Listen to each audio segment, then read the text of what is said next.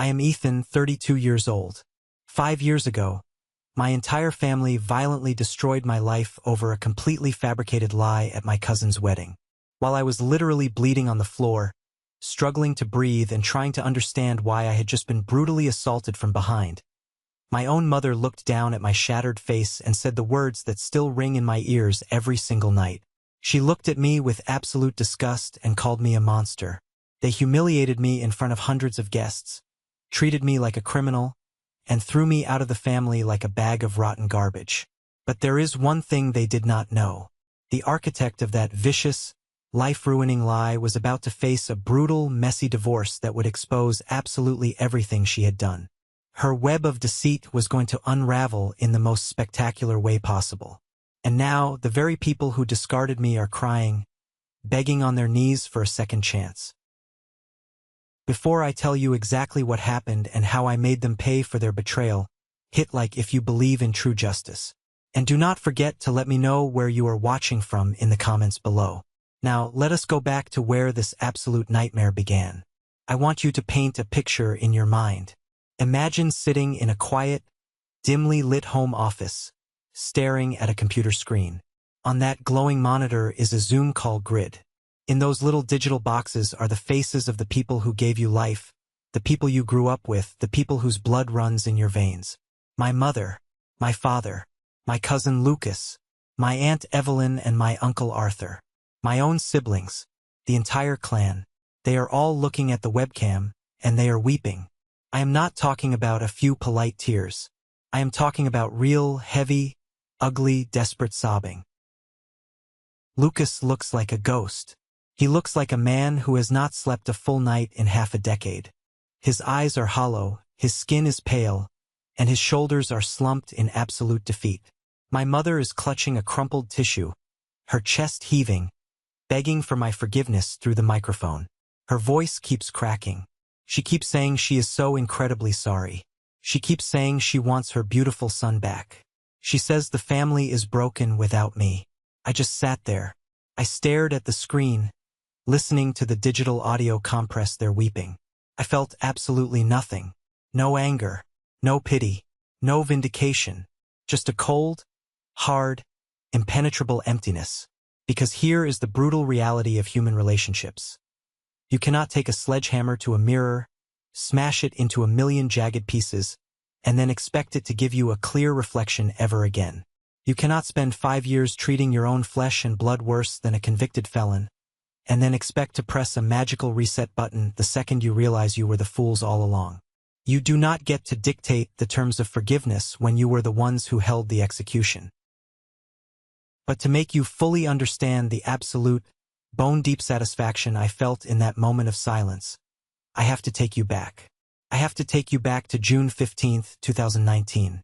The day my life as I knew it ended. It was supposed to be the happiest day of our family's collective history. My cousin Lucas was marrying Chloe. It was a beautiful, crisp Saturday morning just outside Portland, Oregon. The venue was absolutely stunning.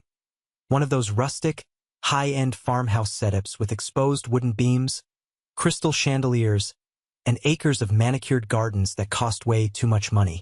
I was wearing a tailored navy blue suit that I had bought specifically for this day. I spent an entire week's salary on it because I wanted to look perfect for the photos. Lucas was not just my cousin. He was my brother in every way that mattered. We spent our entire childhood side by side. I knew his deepest secrets. He knew mine. We were blood and we were best friends. I arrived at the venue 3 hours early to help set up. I am the kind of guy who likes to be useful. The caterers were running late. The florist had accidentally put the wrong floral centerpieces on the head table, and the general stress level was climbing toward a boiling point. But I was genuinely happy. I was standing in the grand foyer, carefully pinning on my groomsman boutonniere, adjusting my expensive silk tie in the reflection of a large antique mirror, and smiling at myself. Out of the corner of my eye, I saw an elderly couple looking completely lost near the grand entrance. They were distant friends of my Uncle Arthur, dressed in their Sunday best, and they were clearly struggling to find the restrooms before the ceremony began. I walked over, offered my arm to the older woman, and gently guided them down the long, polished hardwood hallway. I was making light small talk, joking about the unpredictable Portland weather, completely and utterly oblivious to the Category 5 hurricane that was about to hit me from behind. I heard heavy, aggressive footsteps thundering down the wooden floorboards. It sounded like a stampede. Before I could even turn my head to see what the commotion was, a massive, solid weight slammed violently into my upper back. A closed fist connected with the side of my face so hard that my vision instantly flashed pure, blinding white. The force of the blow lifted me off my feet. I hit the ground hard, my shoulder crashing into a decorative iron floral stand, dragging it down with me. Glass vases shattered everywhere. Cold water and crushed white roses covered the floor. I scrambled to my hands and knees, my ears ringing with a high-pitched, deafening whine. I tasted copper in my mouth. Lucas was standing over me. His face was twisted into a mask of pure, unadulterated rage. A kind of hatred I had never seen directed at another human being, let alone me. Behind him stood Marcus, his best man, and two other groomsmen from his college fraternity. They looked like a pack of wolves cornering wounded prey. Before I could even process what was happening, Lucas lunged forward again. He grabbed me by the collar of my ruined, expensive suit, yanking me upward, and drove his fist directly into my nose.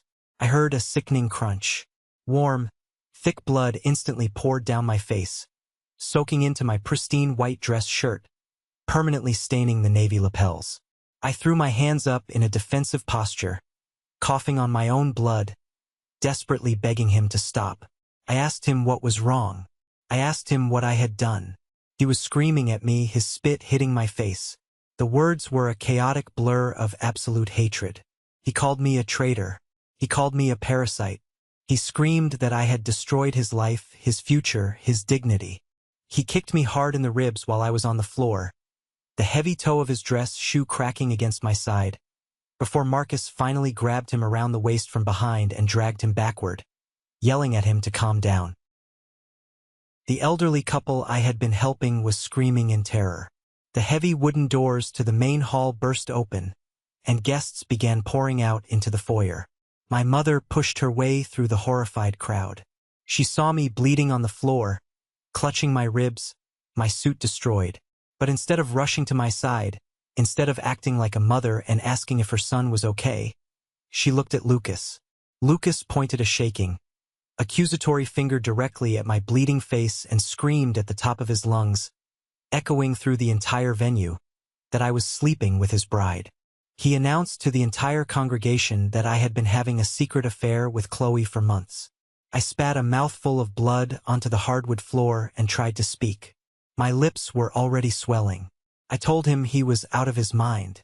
I told him Chloe was like my little sister. But the look in my mother's eyes stopped me cold, freezing the blood in my veins.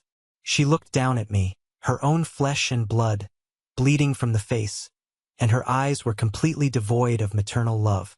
Disgust radiated from her every pore. The venue manager was shouting, threatening to call the police to file a lawsuit for the damages. The wedding was over before it even started. And my nightmare, my long descent into hell, was just beginning. To truly understand the sheer, unfathomable insanity of that accusation, you have to understand the deep roots of our shared history. I grew up in a classic, medium-sized suburban town where everyone basically knew everyone else's business. The kind of town where your high school reputation follows you to the grave. Lucas and I were inseparable. We shared a room on every single family vacation until we were 18 years old. We built tree houses in the woods behind his property. We broke windows playing baseball in the street. We covered for each other when we snuck out past curfew. We even promised to use our future college fund money to start a business together one day. Chloe lived exactly 3 houses down the street from my parents. She moved into our quiet neighborhood when she was just 8 years old. She was the annoying little girl with scraped knees who constantly followed us around the block. But as we got older, she became an integral part of our unit. I helped her study for her agonizing middle school math exams at my kitchen table. When she turned 16, I was the one who taught her how to drive in my beat-up, terrifyingly unreliable Honda Civic. I literally sacrificed my car's transmission grinding gears so she could pass her license test. I viewed her the exact same way I viewed my actual biological sister, Jenny. When Lucas and Chloe finally started dating in our junior year of college, the entire family rejoiced. It was the perfect, picture-book hometown love story. I was genuinely thrilled for them. I helped Lucas pick out the diamond engagement ring. I helped him scout the location to propose. The idea that I would ever touch Chloe, or that she would ever look at me in a romantic or sexual way, was so utterly repulsive, so fundamentally incestuous in my mind, that it felt like a sick, twisted joke. But absolutely nobody was laughing when I arrived at the emergency room. I sat alone in a sterile, freezing white cubicle with a plastic bag of crushed ice pressed firmly against my throbbing face. The ER doctor, a stern woman with a clipboard, asked me if I wanted to contact a lawyer or file a police report for assault. I declined.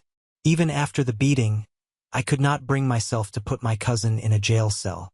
She told me my nose was miraculously not broken, just severely bruised and internally swollen. But I would have a spectacular black eye for weeks, and my bruised ribs would make breathing painful for a month. I sat on that crinkly paper bed and tried to call Lucas.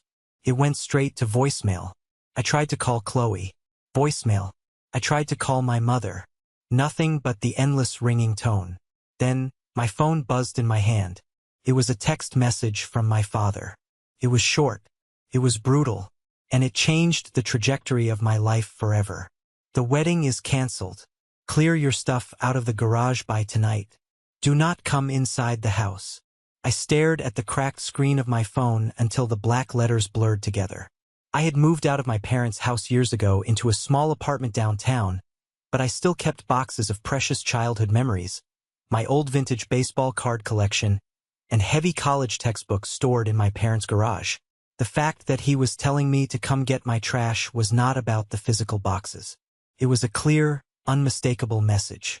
I was being evicted from the family hierarchy. I was being erased. I drove home with one eye completely swollen shut, a bag of melting ice dripping onto my ruined suit pants. It is incredibly dangerous to drive with absolutely no depth perception, constantly having to twist my aching torso and bruised ribs just to check my blind spot, but I had nowhere else to go. I pulled into the familiar concrete driveway. The faded blue paint on the house looked exactly the same as it had for 20 years, but it suddenly felt like enemy territory. My sister Jenny's sedan was parked in the driveway.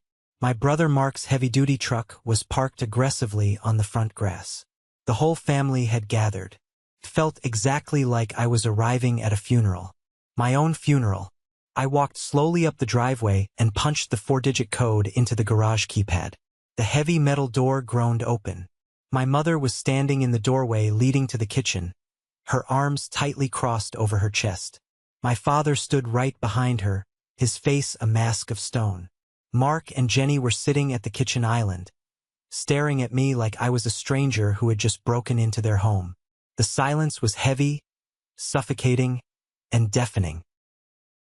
I stepped forward into the dim light of the garage. I held my hands up, palms open, a gesture of absolute, total surrender. I begged them to talk to me. I begged them to tell me what was going on. I asked for proof. I asked for a single text message, a leaked photo, a reliable witness. Anything that could justify this madness. My mother scoffed, a harsh, cruel sound. She actually rolled her eyes at my bruised, bloody face. She told me to stop playing the victim. She said Lucas had a highly reliable source. Someone had seen me and Chloe together. Someone knew all about our secret, disgusting meetups. I raised my voice, the pain in my ribs flaring. I asked who? Who saw us? When? Where? My father stepped forward, his boots heavy on the concrete, and pointed a rigid finger directly at my chest. He said the specific details did not matter. What mattered was that I had humiliated the family in front of the entire town. My older brother Mark walked over, picked up a cheap canvas duffel bag from the floor, and threw it violently at my feet. It hit my shins hard. It was filled with random, loose items scooped from my storage boxes. He had literally just shoved my memories into a bag to expedite my departure. Mark looked me dead in the eye and told me I was a total disgrace. Jenny, who used to come to me for advice about her own relationships, would not even make eye contact. I looked at my mother. I asked her directly how she could possibly believe this. I reminded her of the time I grounded myself for a month in high school because I felt so guilty about sneaking out to a party. I reminded her that I could not even tell a lie about eating the last piece of pie at Thanksgiving without turning bright red and confessing.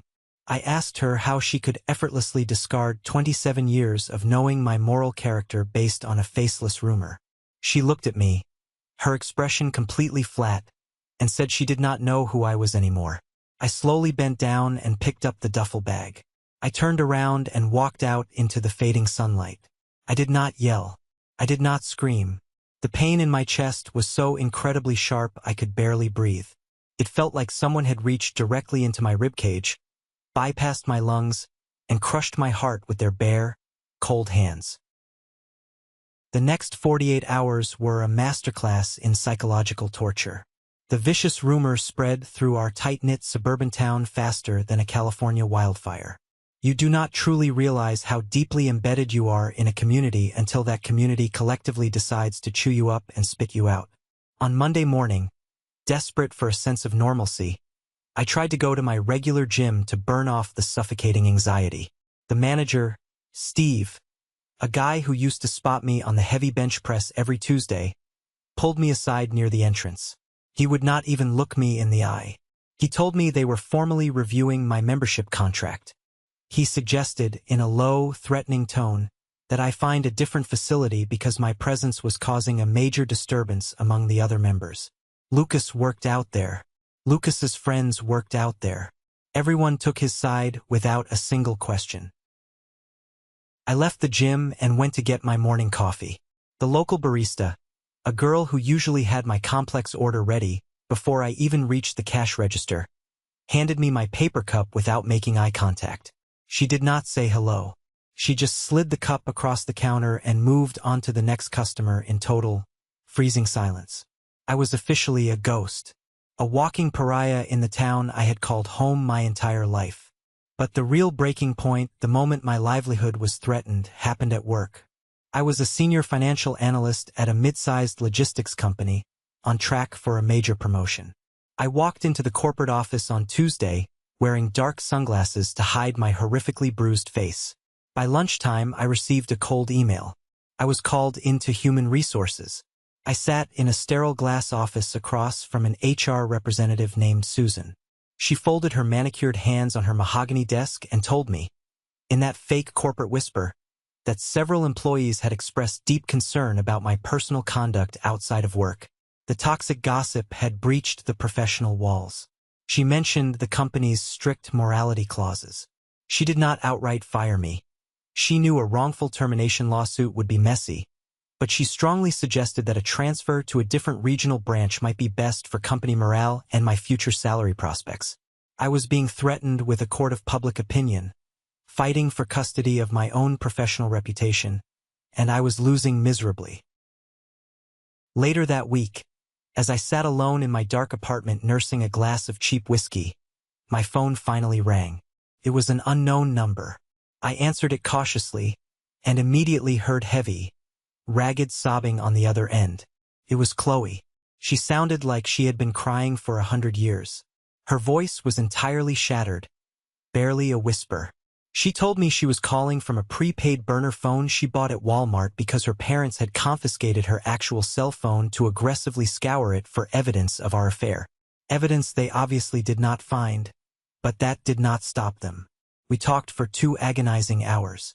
It was the most depressing, soul-crushing conversation of my entire life. We compared our fragmented notes. We realized that neither of us had been given a fair trial. We had just been summarily executed by the people who claimed to love us. Chloe told me that her deeply religious parents had not just canceled the wedding catering. They had essentially excommunicated her from their lives. Her father, Mr. H., had literally invited their church pastor to the house to pray over her, as if she were possessed by a malicious demon of lust. When she adamantly refused to confess to a sin she did not commit, her mother went upstairs, packed up her entire childhood bedroom into black plastic garbage bags, and dragged them out to the front porch. They left her irreplaceable photo albums, her high school diplomas, and her beloved childhood stuffed animals sitting out in the pouring rain. Her father even threatened to legally revoke access to a college fund he had set up for her future children. Chloe had also lost her job. The marketing firm she worked for was heavily connected to my Uncle Arthur's lucrative commercial real estate business. Suddenly, her biggest accounts were reassigned to junior employees. She was written up twice for being distracted. She was quietly, systematically pushed out the door to protect the firm's relationship with my uncle. We both sat on the phone, thousands of miles of emotional distance between us and the families we once loved. We realized there was no fighting this absolute madness. How do you logically prove a negative? How do you prove you did not sleep with someone? You cannot. And the more aggressively you fight, the more defensive and guilty you look to people who have already cemented their judgment. I made a final, unshakable decision that night. I was not going to stay in a toxic town that treated me like a contagious disease. I formally applied for an immediate corporate transfer to my company's office in Boston. I packed my entire life into the trunk and backseat of my car. I did not hire professional movers. I did not throw a bittersweet goodbye party. I just loaded cardboard boxes in the dead of night. But the ultimate betrayal, the final knife twist that permanently severed my emotional ties to my family, happened the day before I left for the East Coast. I realized I had forgotten my original birth certificate and some essential financial documents locked in my father's home office safe. I absolutely needed them to finalize my new apartment lease in Boston. I drove to my parents' house one last time. I parked 2 streets down so my car would not be seen in their driveway. I walked through the neighbor's yard to the back of the house, intending to use the spare key hidden under the potted fern on the patio to sneak in, grab the papers, and vanish. The kitchen window was cracked open to let in the summer breeze. I could hear hushed voices inside. It was my mother and my Aunt Evelyn, Lucas's mother. I froze in my tracks. I crouched below the windowsill, my back pressed against the siding. My knuckles turned stark white as I gripped the brick wall. I heard my Aunt Evelyn sigh deeply. She said, "I know the story sounds a little crazy. Lucas has always been incredibly jealous, and he tends to wildly overreact when he feels threatened." My mother replied, and her exact words stopped my heart entirely. She said, "I know, Evelyn. Ethan has never lied to us. He's a good boy." But the invitations were already sent. The caterer was paid thousands of dollars. The whole church congregation knows about the accusation now. If we backtrack and publicly say Lucas made a mistake, the family looks ridiculous. People will talk. Could affect Arthur's real estate deals. It is easier to just let Ethan take the fall for this. He is strong. He will move on eventually. We have to protect Lucas's reputation in the community, and we have to protect the family inheritance from a messy public scandal. I stopped breathing. The ringing in my ears returned, louder than ever. My own mother knew. She knew the accusation was full of massive, glaring holes. She knew my moral character, but she actively chose the family's social standing and financial reputation over her own son. She sacrificed me to the wolves of public opinion just to avoid a little embarrassment at the local country club. It was a cold, calculated transaction. I was the currency she willingly paid to keep the family name clean. I did not go inside. I walked away from the window, walked back to my car, and drove away without my birth certificate. I would order a new one from the state government. I changed my cell phone number that very afternoon. I blocked every single email address associated with my family. I deleted my social media accounts. I wiped my existence from their reality. As far as I was concerned, Ethan, the devoted son, was dead and buried. I drove cross-country to Boston. I watched the landscape shift from the towering green pines of the Pacific Northwest to the flat, rolling plains of the Midwest, and finally to the dense, fast-paced brick architecture of the East Coast. Every mile I drove was a mile of permanent distance between me and the poison of my past. I arrived in Boston with 2 suitcases, a bruised face that was finally healing to a dull, sickly yellow, and a heart made of solid, unbreakable ice. Boston was exactly what my shattered soul needed. The glorious, liberating thing about a massive, sprawling city is the absolute anonymity it provides. Nobody cared who I was. Nobody looked at me with suspicion when I walked down the aisle of the grocery store. The baristas at the local coffee shops did not know my twisted family history. They just wanted to know if I wanted oat milk or regular in my latte. I threw myself into my new corporate position with a manic, unrelenting obsession. Without mandatory family dinners, obligatory weekend barbecues, or exhausting sibling drama to distract me, I had 80 hours a week to dedicate entirely to my career. I was the first one to swipe my badge at the office in the morning and the last one to leave the parking garage at night. I absorbed complex data, optimized massive logistics routes, and started pitching innovative financial strategies directly to the senior partners. My relentless dedication quickly caught the eye of the regional CEO, a brilliant, no-nonsense man named David. David was ruthless in business negotiations but possessed a rare ability to recognize raw, unfiltered talent. He did not care about my background, my hometown, or my family lineage. He only cared about my output and my drive. Within 2 years, under his direct mentorship, I received a massive executive promotion. My salary more than doubled. I started building a robust, aggressive 401k portfolio. I moved out of my cramped, noisy studio apartment and invested in a beautiful, historic piece of real estate in a quiet, affluent neighborhood. I was succeeding beyond my wildest, most ambitious dreams, completely independent of the people who confidently predicted I would amount to nothing. And then, in the midst of my professional triumph, I met Sarah. I met her at a high-end corporate charity gala raising money for local schools. She was a lead architect at a rival firm, brilliant, sharp-witted, fiercely independent, and incredibly grounded.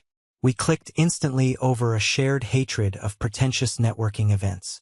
When things started getting serious after our 5th date, I knew I had to tell her the truth about my past before we went any further. I did not want any ghosts haunting our foundation. I sat her down in my spacious living room, poured 2 glasses of expensive red wine, and laid out the entire ugly, unvarnished truth. I told her about the wedding, the violent punch, the baseless accusations, the loss of my family, and my self-imposed exile. I fully expected her to look at me with pity, or worse, deep suspicion. Instead, she calmly set her wine glass down on the coaster, looked me dead in the eye, and said, "They sound like a toxic, narcissistic cult. You survived them. I am incredibly proud of you." That was the exact moment I knew, with absolute certainty, that I was going to marry her. Sarah became my anchor in the storm. She patiently helped me rebuild the capacity for trust that I thought was permanently shattered. We built a beautiful, quiet, incredibly fulfilling life together. Chloe and I kept in touch through a secure, private email thread. She had settled down in Chicago, found a brilliant, kind-hearted software engineer who treated her like a queen, and was thriving in her own demanding career. We were 2 scarred survivors who had successfully escaped the blast zone and built empires from the ashes. 5 years passed in the blink of an eye. 5 years of absolute, blissful silence from my blood relatives. 5 years of uninterrupted peace. Then, on a damp, foggy Tuesday evening in late October, the storm finally tracked me down.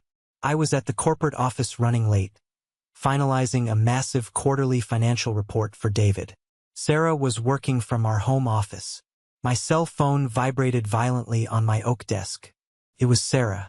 She absolutely never called during work hours unless it was a medical emergency or a crisis. I picked up on the first ring. Her voice was tight, fast, panicked. "Ethan, you need to come home right now. Immediately." I did not ask a single question. I grabbed my wool coat, sprinted to the elevator, and broke several speed limits getting back to our quiet neighborhood. When I pulled into the driveway, my tires screeching slightly, all the exterior security lights of our house were blazing. I jammed my key into the deadbolt, unlocked the front door, and walked in. Sarah was standing in the middle of the hallway. She was holding a heavy, solid metal baseball bat in her right hand. Her knuckles were white from gripping it so tightly. Her eyes were wide with a mixture of fear and fierce protectiveness. "What happened? Are you hurt?" I asked, my heart hammering furiously against my ribs. She did not speak. She just pointed toward the front door with the tip of the aluminum bat. Stuck to the polished wood of our front door, right at eye level, was a plain, unmarked white envelope. No postage stamp. No return address. It had not been mailed through the postal service. It had been hand-delivered. Someone had physically walked up to my porch, in my new city 3,000 miles away from my toxic past, and placed it there. I reached out, my hand trembling slightly, and ripped the envelope open. Inside was a single piece of cheap-lined notebook paper. The handwriting was erratic, messy, written by a hand that was clearly shaking with adrenaline or exhaustion. It read, "Ethan, we need to talk. I know the truth about everything. I will be back tonight." There was no signature at the bottom of the page. But I did not need one. I recognized that specific sloppy handwriting instantly. I had seen it on countless birthday cards, on shared middle school homework assignments, and on a formal groomsman invitation. It was Lucas. My carefully constructed sanctuary had been breached. The ghost of my past had painstakingly tracked me across the country, and he was standing right outside my door, threatening to drag me back into the mud. I looked at Sarah. I gently took the heavy baseball bat from her hands and set it against the hallway wall. I walked over and locked the deadbolt, sliding the security chain into place. I thought the absolute worst was over 5 years ago when I drove away from that house. I was so incredibly, naively wrong. The real reckoning, the explosion that would shatter my family forever, was just about to begin. I stood completely frozen in the brightly lit hallway of my home in Boston. The heavy, solid oak wood of the front door was the only physical barrier separating my carefully constructed, peaceful new life from the absolute toxic wreckage of my past. The thick brass security chain was firmly locked into place. The heavy deadbolt was fully engaged. Sarah stood just a few feet behind me, her posture rigid and defensive, the aluminum baseball bat still resting loosely but securely in her right hand. I took a slow, deep, agonizing breath, letting the freezing, undeniable reality of the situation wash over me. The ghost had tracked me across the country.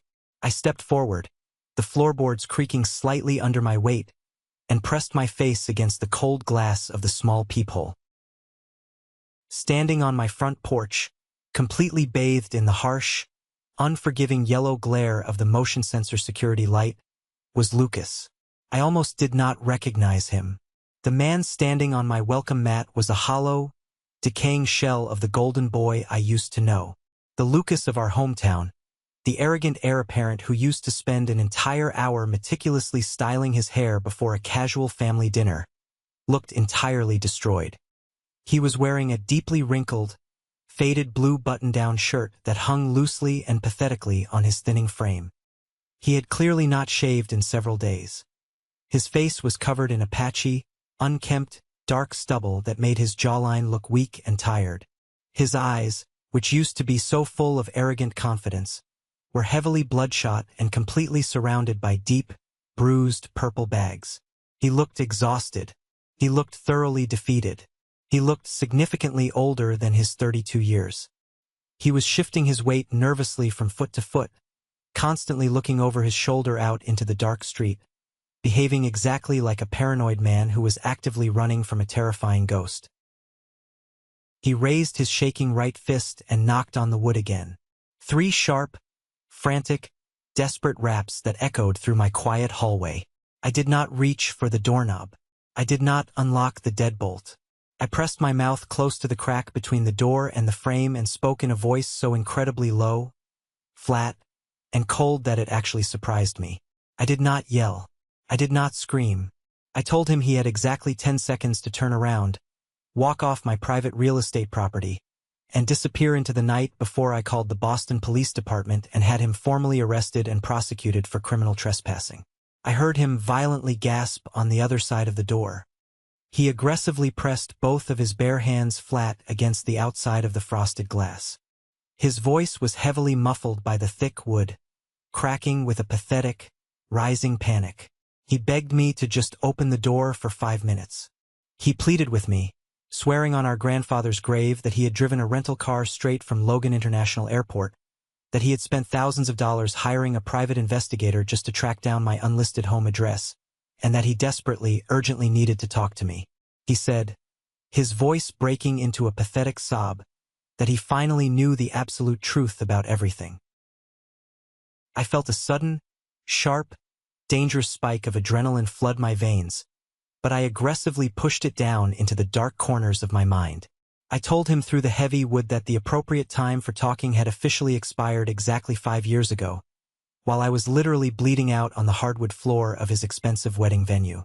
I explicitly reminded him that the very last time we were physically in the same room together, he had cowardly attacked me from behind, shattered my nose, kicked my bruised ribs, and happily allowed our entire extended family to throw me out onto the street like a bag of rotten, contagious garbage.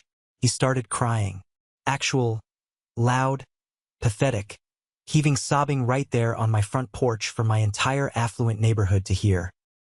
He leaned his forehead heavily against the door and confessed that his entire life was rapidly falling apart.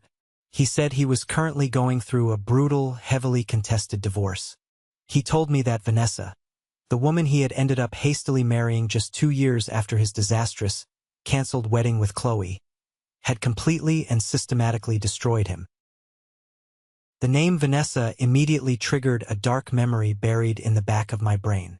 She was a girl from his local high-end gym back in our hometown, a casual, overly friendly acquaintance who always seemed a little too intensely interested in his romantic relationship with Chloe. I asked him, my tone dripping with pure, unadulterated sarcasm, what his miserable, failed marriage had to do with me and the life I had built here. Through his pathetic tears, Lucas revealed the sickening, devastating, almost unbelievable truth. During a massive, plate-smashing, screaming argument over asset division, for 401k accounts and commercial real estate properties in the middle of their bitter divorce proceedings, Vanessa had completely lost her temper. In a blind fit of absolute, vicious spite, wanting to hurt Lucas as deeply and permanently as humanly possible, she confessed to the original, unforgivable sin. She screamed right to his face that she was the anonymous, invisible source. She was the one who fabricated the entire elaborate story about me and Chloe having a secret, disgusting affair. She had wanted Lucas for herself from the very beginning. She saw how close our family was, saw how incredibly happy and secure he was with Chloe, and she systematically, coldly designed a massive lie to blow up the wedding of the decade. She fed him fake, highly specific details about non-existent hotel meetups. She expertly manipulated his natural, deeply rooted insecurities and jealousy.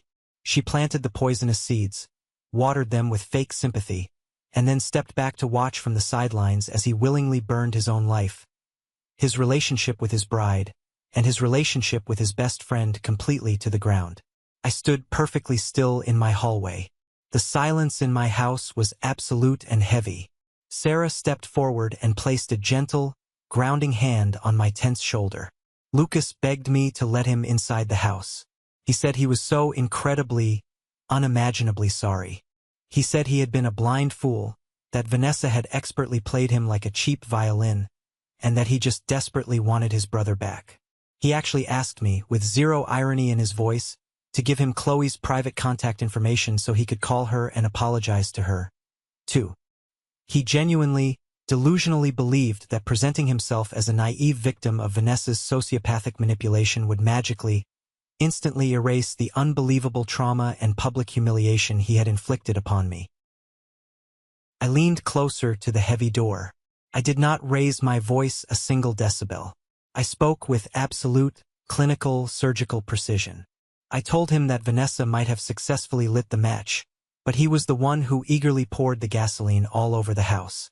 I told him that Vanessa did not physically force him to violently assault me from behind when I was defenseless. Vanessa did not force him to publicly humiliate his innocent bride in front of hundreds of people.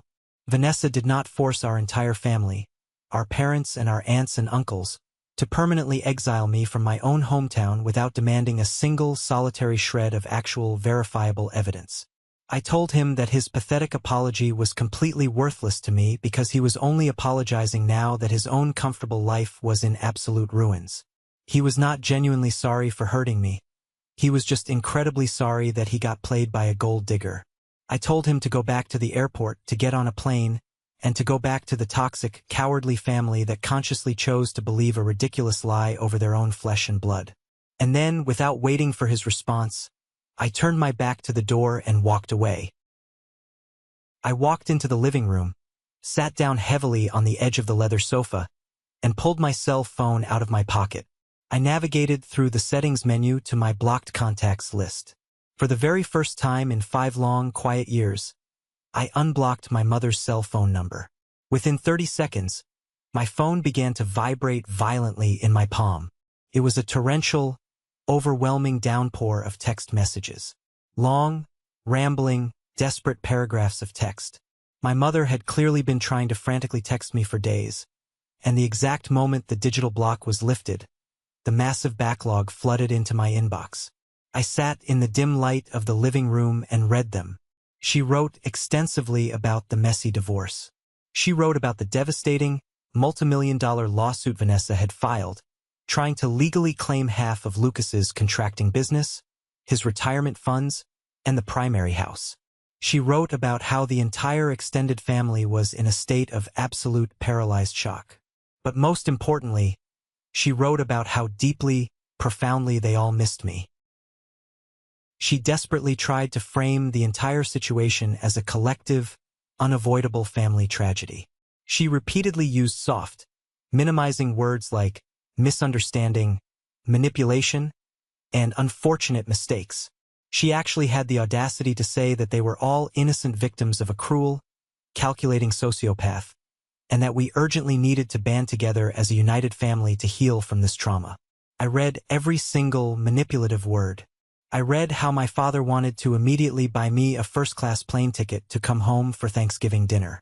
I read how my sister Jenny had supposedly kept my old childhood bedroom exactly the way I left it, untouched for 5 years. It was a masterclass in narcissistic emotional manipulation. They were desperately trying to rewrite our dark history, trying to completely gloss over the sheer brutality of their actions by shifting 100% of the blame onto a woman I barely even knew.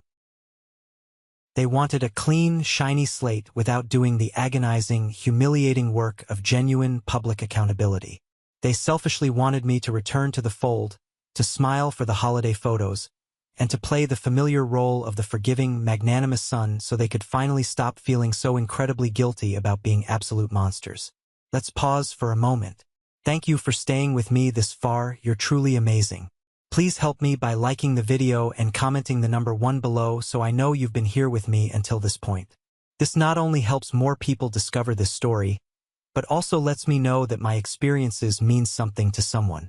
Your support is the greatest motivation for me to keep sharing the rest of this journey. I did not reply to my mother's frantic, emotionally loaded text messages right away. I let every single one of them sit on read.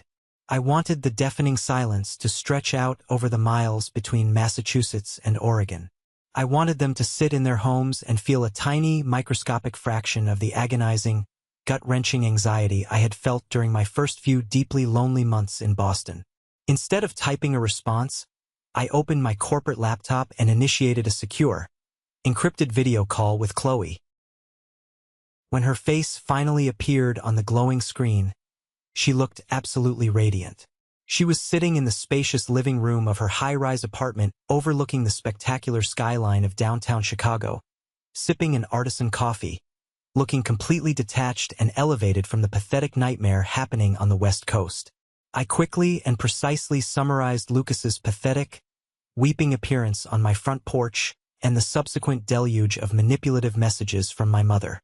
I told her the exact details about Vanessa's explosive confession during the divorce dispute. Chloe did not look shocked in the slightest. She did not gasp or cover her mouth.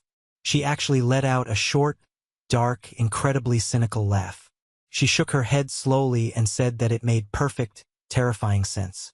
She reminded me of how Vanessa used to conveniently show up at the exact same coffee shop Chloe frequented, subtly asking probing questions about our family dynamics. But when I asked Chloe what she wanted to do about this revelation, her bright eyes hardened into polished, impenetrable steel. She leaned closer to her webcam. She said she was incredibly tired of being a silent ghost in their twisted narrative. She wanted to look them dead in the eye, one last time on her own terms, to show them exactly what they had brutally thrown away. We formulated a strict, uncompromising plan. Later that evening, I sent a single, brief, highly professional email to my mother's account. I told her that I would agree to a single family meeting, but only under my strict, non-negotiable conditions.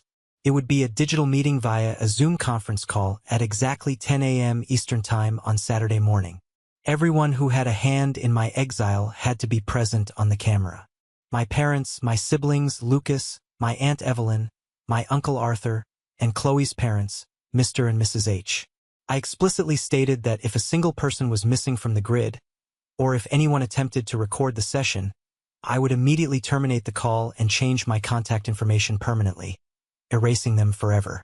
Saturday morning arrived with a cold, biting wind sweeping off the Boston harbor. I sat at the large oak dining table, a hot cup of black coffee in my hands. Sarah sat just off camera to my right, her hand resting reassuringly on my knee beneath the table, silently offering her unwavering support. I took a deep breath, centered my emotions, and clicked the button to start the meeting. One by one, the little digital boxes populated the screen. It was an incredibly surreal, almost out-of-body experience. Seeing them all gathered in the familiar living room of my parents' house, their faces visibly aged, lined with stress, and heavy with unmistakable guilt, felt like looking at a group of total strangers. Lucas was sitting awkwardly on the absolute edge of the floral sofa, staring intently at the carpet. My mother was already clutching a handful of tissues, wiping her red, swollen eyes. My father looked stiff, defensive, and deeply uncomfortable in his armchair. And there, sitting rigidly upright in the corner on two dining chairs they had brought in, were Mr. and Mrs. H., Chloe's parents. Mr. H. was actually clutching a large, leather-bound Bible in his lap. Chloe's video box remained black for a long, tense moment, displaying only her elegant name in white text. Then her camera snapped on. She looked absolutely stunning, wearing a sharp, tailored corporate blazer, her hair perfectly styled, radiating an aura of absolute, unshakable authority. The exact moment my mother saw my face on the large television screen they had hooked the laptop up to, she completely broke down. She started apologizing profusely, her words tumbling over each other in a desperate, chaotic rush. She cried that they were completely blinded by the overwhelming drama of the wedding day, that Vanessa had woven such an incredibly convincing, intricate web of lies, and that they had miserably failed as parents. My Uncle Arthur chimed in, clearing his throat awkwardly, trying to use his deep, authoritative businessman voice to appeal to my sense of familial duty. He actually had the sheer, unadulterated audacity to bring up the family inheritance and real estate holdings. He said that my late grandfather's complex estate was finally being settled through the probate lawyers, and they wanted to ensure my name was fully reinstated in the legal will and the family trust, as if a chunk of money and some property deeds could magically buy back my stolen dignity. I let them talk. I sat there in total silence and let them completely exhaust their pathetic, heavily rehearsed, hollow apologies. I watched them desperately, frantically try to construct a flimsy wooden bridge over a massive, yawning canyon that they had previously blasted with dynamite. When the room finally fell into a heavy, expectant silence, waiting eagerly for my absolution and forgiveness, I leaned forward toward the microphone. I told them, my voice completely devoid of emotion, that I did not want a single penny of their money. I told them they could keep the inheritance, the family home, the real estate, and their toxic legacy. I systematically dismantled their entire defense piece by piece, like a seasoned corporate lawyer dissecting a highly fraudulent contract in front of a judge. I pointed directly at the webcam lens and addressed my mother by her first name. I asked her if she remembered a specific sunny afternoon 5 years ago, the day before I moved to Boston. I reminded her of the private conversation she had with Aunt Evelyn in the kitchen, while the window was cracked open. I watched the color instantly drain from her face, leaving her looking like a terrified corpse, as I quoted her exact, damning words back to her. I told the entire crowded room that my mother knew the accusation was a lie. I told them that she had explicitly admitted to Evelyn that she knew my character, but she deliberately chose to sacrifice me to protect Lucas's fragile reputation and my Uncle Arthur's lucrative commercial real estate deals in the community. I exposed the undeniable, ugly fact that this situation was never about them being innocent victims manipulated by Vanessa. It was about them actively choosing the path of least resistance. It was about pure, unadulterated cowardice and the preservation of their social status at the country club. My father tried to abruptly intervene, raising his hand and raising his voice, but I cut him off with a single, sharp command. I told him he permanently lost the right to speak to me as a father the night he texted me to collect my trash from the garage like a stray dog. Then, Chloe unmuted her microphone. The tension in the digital room was so incredibly thick you could physically choke on it. Mr. H, Chloe's father, immediately started speaking the second he saw the green microphone icon light up next to her name. He used his deep, booming, authoritative church voice. He aggressively tried to quote scripture about the prodigal son returning home, about the divine necessity of forgiveness, and about the grace of God healing all earthly wounds. Chloe did not raise her voice. She did not yell, but her carefully chosen words hit the room like a physical, devastating blow. She stopped him mid-sentence. She looked directly at her father through the high-definition lens and said, "Do not you dare quote the Holy Bible to me. You did not show me a single ounce of grace. You maliciously packed my precious childhood memories into black plastic garbage bags and left them out in the pouring rain to be ruined. You legally threatened to cut off the college fund you had established, not just for me, but for my future unborn children. You used your influence to get me fired from my marketing job to protect your own pathetic social standing in the congregation. You treated me like a contagious disease because it was financially and socially easier than standing up to a baseless rumor." Mrs. H started weeping loudly, burying her face in her trembling hands. Chloe did not flinch. She did not offer a shred of comfort. She told them that they had failed their most basic, fundamental duty as parents, which was to protect their child from harm. She told them that her new, chosen family in Chicago, the incredible friends and the brilliant fiancé she had chosen for herself, possessed more moral integrity, loyalty, and love in their little fingers than her entire bloodline possessed collectively. The silence that followed her statement was absolute and final. They had expected angry children.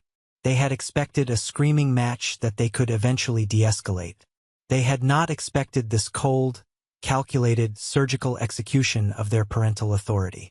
We were not angry teenagers throwing a tantrum.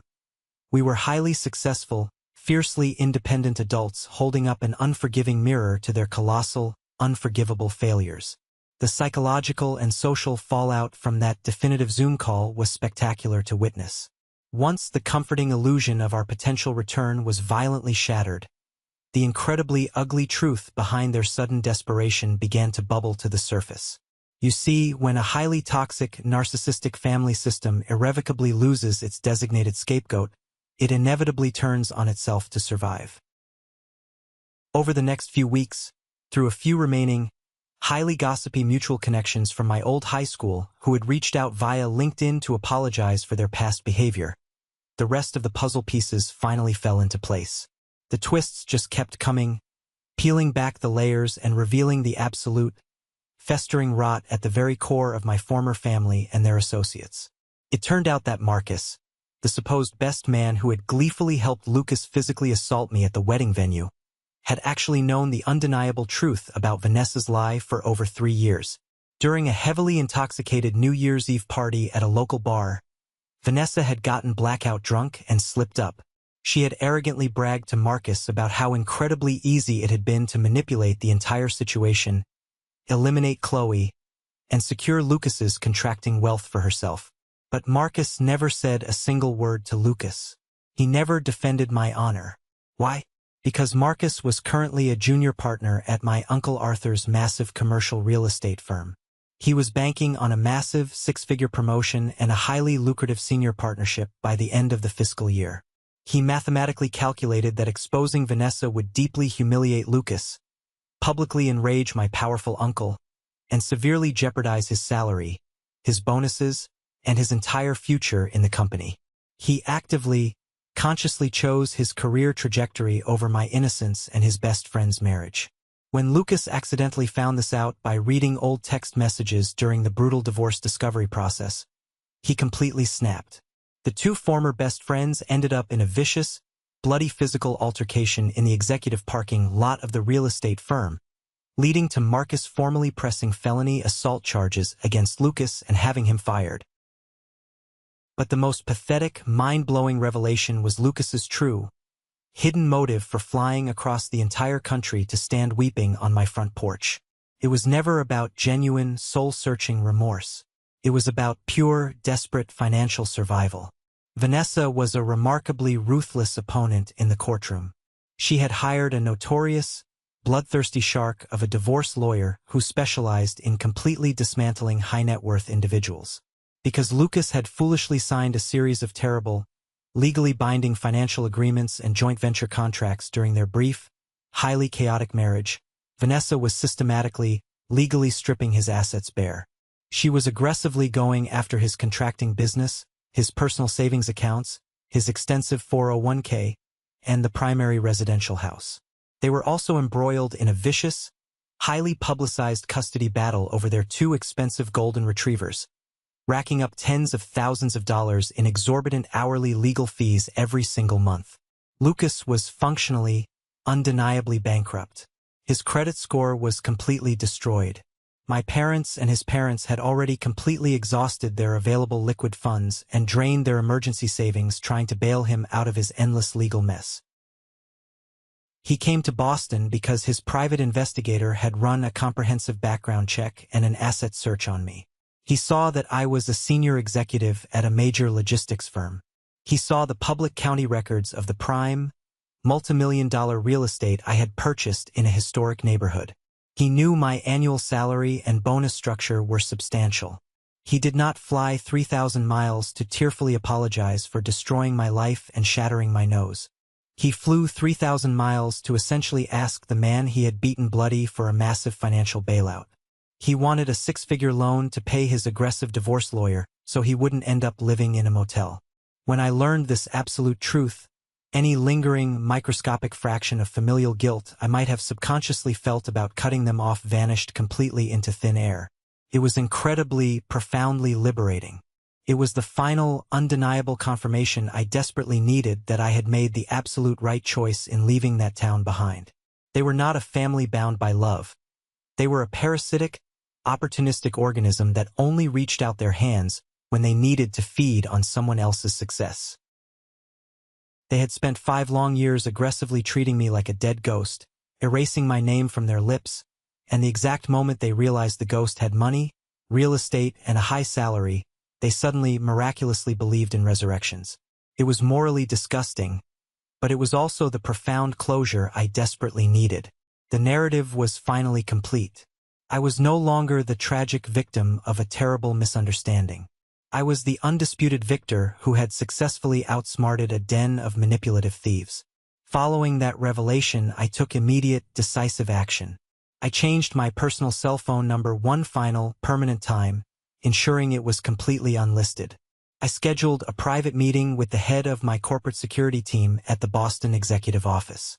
I provided them with high-resolution photographs of Lucas, my parents, my siblings, and my aunt and uncle, along with strict, uncompromising legal instructions to immediately deny them entry to the building and to call the local authorities if they ever attempted to show up at my workplace.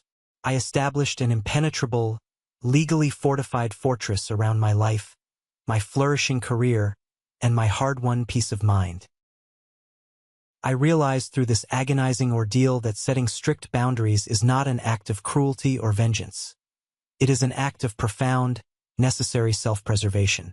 You cannot heal your deep psychological wounds in the exact same toxic environment that made you violently sick in the first place. You cannot rationally negotiate with deeply broken people who view your innate kindness and forgiveness as a glaring weakness to be endlessly exploited. I had spent the entirety of my 20s desperately trying to be the perfect, compliant son, the reliable older brother, the loyal, steadfast cousin. I had contorted my own personality and sacrificed my own happiness to seamlessly fit into their rigid, demanding expectations, and my ultimate reward for a lifetime of devotion was a brutally bruised face, a shattered reputation, and a cheap canvas garbage bag full of my belongings tossed into the driveway. Now, well into my 30s, my ultimate purpose in life is completely, fundamentally different. My purpose is to fiercely protect and nurture the beautiful family I am actively, consciously building with my own two hands. Last Friday evening, the crisp autumn wind was howling off the dark waters of the Boston Harbor, gently rattling the historic, paned windows of our warm home. Sarah was in the spacious kitchen, humming a soft melody to herself while expertly preparing dinner. The incredible, comforting smell of roasted garlic, fresh rosemary, and baking bread filled the warm air. It was a simple, incredibly mundane domestic scene, but to me, after years of emotional warfare, it felt like a literal miracle. It felt exactly like walking out of a freezing, blinding blizzard and finally sitting down by a warm, crackling fire. I walked quietly into our master bedroom and opened the heavy bottom drawer of my solid oak dresser. Tucked carefully away in the far back corner, safely hidden beneath a thick stack of folded winter sweaters, was a small, unassuming black velvet box. Inside that box was a flawless, radiant-cut diamond ring. I had spent 3 agonizing months secretly searching for the absolute perfect one. Not an ostentatious, massive display of wealth designed to impress the superficial members of a local country club, but a quiet, breathtakingly elegant symbol of unbreakable, lifelong commitment and trust. I am proposing to Sarah next week during our planned vacation to the rocky coast of Maine. She is the incredible woman who fearlessly stood by the front door with a metal baseball bat to physically protect me from the ghosts of my past. She is the woman who looked at my deep emotional scars, heard my darkest stories, and saw unshakable strength instead of a liability. She is my real, chosen family. Chloe is officially getting married next spring in a beautiful, highly intimate ceremony in a historic building in downtown Chicago. Her carefully curated guest list is incredibly small. Absolutely no extended relatives from our hometown. No toxic, manipulative parents allowed. Just a tight, fiercely loyal circle of genuine friends and supportive colleagues who actually love and value her for exactly who she is. I am flying out a week early to proudly stand by her side as her man of honor. We are going to stand at that altar together, 2 scarred survivors who bravely walked through the absolute fires of hell, refused to burn, and came out the other side forged in unbreakable steel. Looking back at the smoking wreckage of my past, at the ashes of the relationships I once held so dear, I do not feel anger anymore. I do not feel bitterness. I just feel an overwhelming, profound sense of gratitude. If Lucas had never thrown that cowardly punch, if my own mother had never looked at me with that chilling disgust, if my father had never sent that text message, if I had never been forcefully packed into my car and driven away into the terrifying unknown, I would absolutely still be trapped in that suffocating, small-minded town. I would still be unknowingly playing a minor, supporting role in their endless, exhausting, dysfunctional drama. They genuinely thought they were destroying my life. They thought they were punishing me. In reality, they were setting me completely free.